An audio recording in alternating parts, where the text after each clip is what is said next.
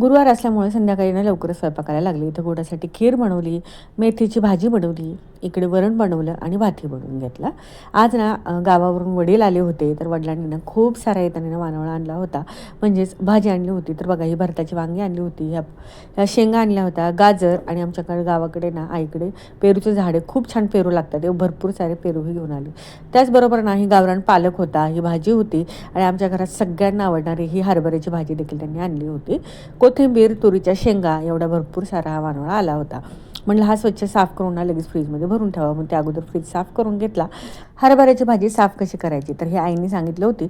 हिला हुंगायची म्हणजे वास घ्यायचा आणि खाली अशी जोरात ना आदळायची, म्हणजे यात जर आळी असेल ना तर ती बाहेर पडते. कॉटनच्या कपड्यात तिला अशा पद्धतीने बांधून ठेवली म्हणजे ही चांगली राहते. नैवेद्यासाठी असं ताट केलं, देवीची पोथी वाचली, आरती केली आणि देवीलाही नैवेद्य दाखवला. अशा पद्धतीने मी गुरुवारची पूजा केली. चला, बाय.